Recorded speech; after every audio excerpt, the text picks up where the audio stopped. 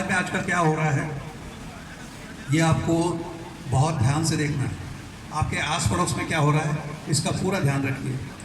आपने किसी में सच की कहानी सुनी है? सच और झूठ जुड़वा भाई है, हो नहीं है? एक ही सिक्के के दो पहलू हैं। तो एक बार सवेरे सच और झूठ दोनों निकले नदी के किनारे। तो सच ने झूठ के ऊपर बड़ी तिरछी निगाह से देखा कि इस भाई का पता नहीं एक कब क्या गुल खिला देगा। तो झूठ ने उनको देख के ताड़ते हुए कहा कि देखो आज मौसम कितना अच्छा है। मौसम में मौसम अच्छा था। फिर कहा देखो नदी कितनी अच्छी है, शीतल जल है, थोड़ी थोड़ी गर्मी भी है, ठंडी हवा चल रही है, क्यों नहीं हम इसमें नहा लेते हैं। सच को बड़ा डाउट हुआ कि इस आदमी का कोई भरोसा नहीं, ये कब धोखा दे दे।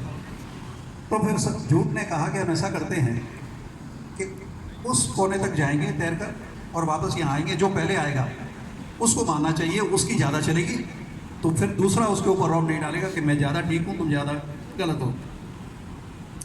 झूठ को उससे डाउट तो था, लेकिन फिर भी शर्त मान ली और दोनों ने अपने कपड़े रखकर किनारे पे नदी में छलांग लगाई। दौड़ते हुए उस तैरते हुए गए और उस पार से इस पार तक आए। तो झूठ को जो करना था वो उसने किया। जैसे ही छलांग लगाई तो सच तो उसकी तरफ दूसरे किनारे की तरफ तैरने लगा। वो बाहर निकला और उसने सच के कपड़े पहन के वहाँ से उसके कपड़े लेके भी निकल गया। अब सच के साथ सबसे बड़ी समस्या थी कि बाहर कैसे है। फिर भी जैसे तैसे हिम्मत करके वो बाहर आया, गांव की तरफ पहुंचा। तो गांव को जब गांव में लोगों ने देखा कि सच नंगा, इसीलिए कहते हैं कि सच बहुत कड़वा होता है, बुरा होता है। तो लोगों ने कहा ये क्या कर रहे हो तुम, कैसे चले आ रहे हो, गांव में यहाँ बहू बेटियाँ हैं। तो तब से सच वापस भागा। अब वापस भाग के जब गया वहाँ तो वहाँ झूठ के कपड़े पड़े हुए थे। अब उसके पास एक ही रास्ता था कि या तो छुपा रहे या झूठ के कपड़े पहन ले। तो अब झूठ के पास सच के कपड़े हैं और सच के पास झूठ के कपड़े और झूठ के पास सच के कपड़े। तो ये सच और झूठ कपड़ों में अदला बदली करके आपके चारों तरफ घूम रहे हैं। तो अब ये पहचानना आपको है कि झूठ सच के कपड़े पहने हुआ है या सच झूठ के कपड़े हुए हैं। कभी भी किसी भी कही हुई बात पे इसलिए भरोसा मत करो, और मैं कह रहा हूँ कि मेरी भी कही हुई बात पे इसलिए भरोसा मत कर लेना कि मैं कह रहा हूँ। जो कुछ कोई आपको कहता है उसको वैज्ञानिक आधार पर, तर्क के आधार पर उसकी परीक्षण कीजिए, और तब आपको लगता है कि ये बात सही है तो उस पर भरोसा करिए, वरना भरोसा मत करिए। क्योंकि बहुत आते हैं, बहुत पढ़े लिखे आते हैं, और पढ़े लिखे लोगों के साथ सबसे बड़ी प्रॉब्लम यही है, वो ये समझते हैं कि हमको सब कुछ आता है, जबकि शायद आता उतना भी नहीं होगा जितना आपको आता। तो हमेशा किसी की भी कही हुई बात पे कभी भी जब तक भरोसा मत करिए जब आप उसको वैज्ञानिक के आधार पर, कि वैज्ञानिक सोच उसमें है कि नहीं है, उसमें तर्क की कसौटी में उस कसें तो वो कहाँ तक सही होता है, उसके बाद ही करिए।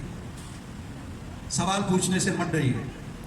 आपके प्रतिनिधि हैं चुने हुए, चाहे वो पंच हैं, चाहे सरपंच हैं, चाहे एमएलए हैं, चाहे मंत्री हैं, चाहे मुख्यमंत्री, कोई भी हो, सवाल पूछने से मत डरिए, सवाल पूछिए। जब तक आप सवाल नहीं पूछेंगे आप सच्चाई क्या है नहीं जान पाएंगे। किसी की भी कही हुई बात पर भरोसा मत करना जब तक आप खुद उसको तर्क के आधार पर परीक्षण नहीं करो। और जीवन ऐसी चीज़ है, एक ऐसी देन है, और बुद्धि के साथ अगर आपने इसका परीक्षण नहीं किया तो ये बिल्कुल व्यर्थ जाए। मैं जब पढ़ता था तो हमारे प्रिंसिपल थे फादर कुटीनो, उन्होंने एक ही बात कही थी जो आज तक मुझे याद है, a sound mind rest in a sound body.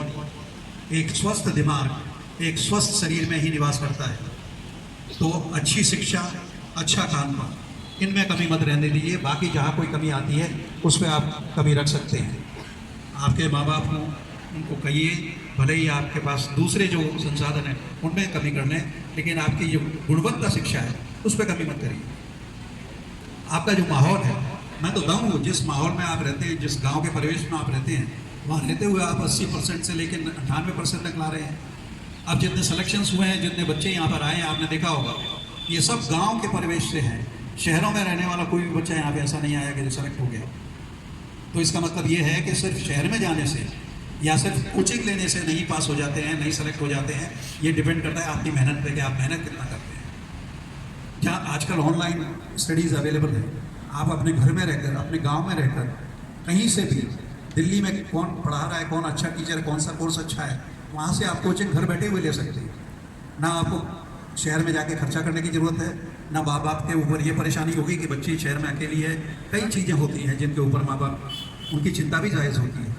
तो आप इसका टेक्नोलॉजी का फ़ायदा उठाइए। टेक्नोलॉजी एक ऐसी चीज़ है जिसके ऊपर ना तो किसी पार्टी का कब्जा है, ना किसी धर्म का कब्जा है। कभी भी किसी भी के बारे में कोई भी धारणा उसको जाने बिना, उसको पढ़े बिना कभी मत बनाइए। पेरियार के बारे में कितने लोगों ने पढ़ा है? आप बच्चों में जैसे किसी ने पढ़ा है पेरियार के बारे में? नहीं पढ़ा। पेरियार को प्रॉफिट ऑफ साउथ एशिया कहा जाता है। पेरियार वो व्यक्ति था जो काशी आया और काशी आने के बाद में जो उसके साथ कुछ प्रताड़ना हुई मंदिरों में, उसने वहाँ जाकर मंदिर वगैरह तो छोड़िए, उसने एक रामायण लिखी जिसका नाम है सच्ची रामायण। और सच्ची रामायण को अगर आप पढ़ना चाहें तो नेट पे जाके देखिए, उसको पढ़ लीजिए। तो आपका कोई भी ग्रंथ है, कोई भी किताब है, उसमें क्या लिखा है उसको हमेशा तर्क के आधार पर और विज्ञान के आधार पर जब तक आप परीक्षित नहीं करें तब तक नहीं मानें। तो हमेशा जो कुछ आप किताबें कोर्स की पढ़ते हैं उसके अलावा हमेशा ऐसा कुछ पढ़िए, क्योंकि जो आप पढ़ रहे हैं वो तो आपके साथ में दूसरे स्टूडेंट्स हैं, वो भी वही पढ़ रहे हैं। तो फिर ऐसा क्या होगा कि आपकी बात को ज़्यादा तवज्जो दी जाए या आपको ज़्यादा मार्क्स आए, तो वो तभी आएंगे जब आपने उस पढ़ाई के अलावा भी कुछ होगा, तब आपके वो अलावा अंक आएंगे, वो उसी की वजह से आएंगे।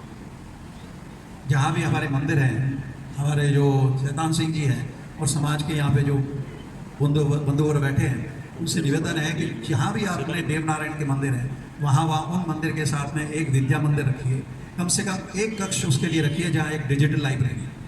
आजकल बच्चों के लिए पहली क्लास से लेकर 5वीं क्लास तक, 12वीं क्लास तक ऑनलाइन कोर्सेज, क्वालिटी कोर्सेज हैं। सिर्फ हिंदुस्तान के ही टीचर्स के द्वारा बनाए नहीं हैं, बल्कि यूएस के टीचर्स के द्वारा बनाए गए, और वो भी मुफ्त में।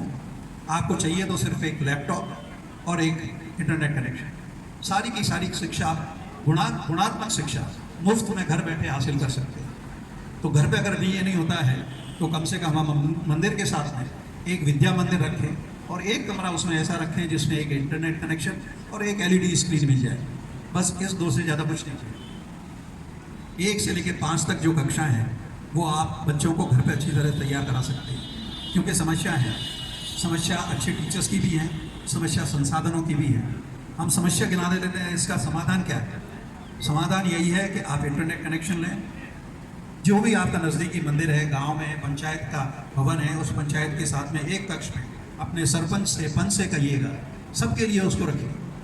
आप टुकड़ों में मत बनिए, आपको बांटने की कोशिश की जाएगी। आप इस जाति के हैं, इस धर्म के हैं, इस सब चीज़ को छोड़ दीजिए। जहाँ जहाँ आप इन जातियों में बटेंगे, जहाँ जहाँ धर्मों में बटेंगे, वहाँ आपका नुकसान होगा, इससे फ़ायदा कभी किसी का नहीं होगा। और इसके लिए आप पढ़िए डॉक्टर अम्बेडकर। डॉक्टर अम्बेडकर जब थे तो वो तो जिस समाज से आते हैं उस समाज में पहले तो पढ़ने का भी अधिकार नहीं है, लेकिन उन्होंने पढ़ाई करते करते लंदन स्कूल ऑफ इकोनॉमिक्स से इकोनॉमिक्स में डीएससी की डिग्री ली, जो आज तक साउथ एशिया का कोई भी व्यक्ति हासिल नहीं कर सकता। जिस व्यक्ति के पास संसाधन कुछ भी नहीं, उस व्यक्ति ने वहाँ तक पहुँचा। जितना जितना आप उनको पढ़ेंगे उतना उतना आप उनसे इंस्पायर होंगे। तो आपको प्रेरणा लेनी है तो आप ऐसे व्यक्तियों से प्रेरणा लीजिए। ज्योतिराव फूले को पढ़ते हैं आप, 21 साल की उम्र में पिताजी ने कहा या तो स्कूल बंद कर दो या घर छोड़ दो। कौन बच्चा होगा 21 साल की उम्र में जो घर छोड़ देगा और स्कूल छोड़ देगा?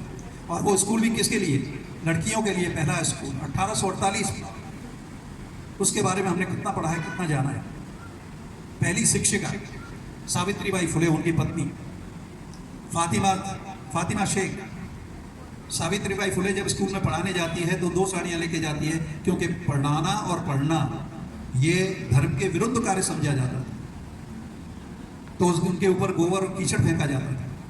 तो एक साड़ी वो जब स्कूल जाती थी तब, और दूसरी साड़ी जब वापस वहाँ से बदल के पढ़ाती और फिर वही गंदी साड़ी पहन के वापस आती।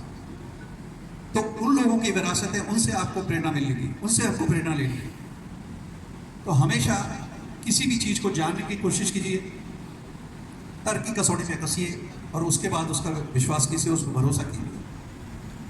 मैं आपसे चाहता तो बहुत सारी बातें करना था, लेकिन अब क्योंकि समय कम है, आप खाने के इंतज़ार में हैं, तो एक छोटा सा जोक था जो मुझे याद आ गया, जो आपके साथ आज हो रहा है। तो शाम को एक सज्जन खाना खा रहे थे, तो उन्होंने कहा कि भाई ताऊ क्या कर रहा है? आपके सीकर के ही मेरे मित्र थे, उन्होंने सुनाया था कि दिखता नहीं मैं लंच ले रहा हूँ। अरे कि ताऊ लंच दोपहर के खाने को कहते हैं, रात में डिनर होता है। कि बावड़े ये दोपहर का ही खाना है जो मैं रात को खा रहा हूँ। तो अब आपको दोपहर का खाना शाम को मिलेगा। आपको बहुत बहुत मुबारक हो जिनको आज परितोष मिला है, आपने जो अपनी हासिल की है, जो आपने मुकाम पाया है, उसके लिए बहुत बहुत बधाई। कभी फिर आपसे चाहूँगा और बैठ के आपसे बात करूँ, और हमेशा आप जो मर्जी है जिसमें आपका दिल लगता है वो काम करना।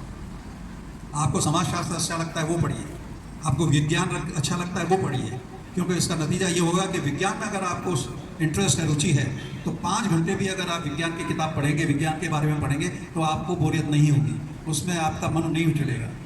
लेकिन अगर आपका मन विज्ञान में लग रहा है और आपको समाजशास्त्र दे दिया जाए, तो 2 घंटे के बाद ही आपको नींद आने लगेगी।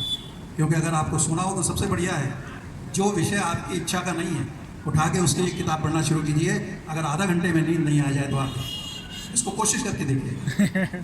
तो आयोजकों को बहुत बहुत धन्यवाद, आप सब ने जो मुझे टाइम दिया, आपने सुना, उसके लिए आपको बहुत बहुत मैं कायल हूँ कि सुबह से बैठने से और अब तक फिर भी आप सुन रहे हैं। बहुत बहुत धन्यवाद, आप सबको बहुत बहुत बधाई।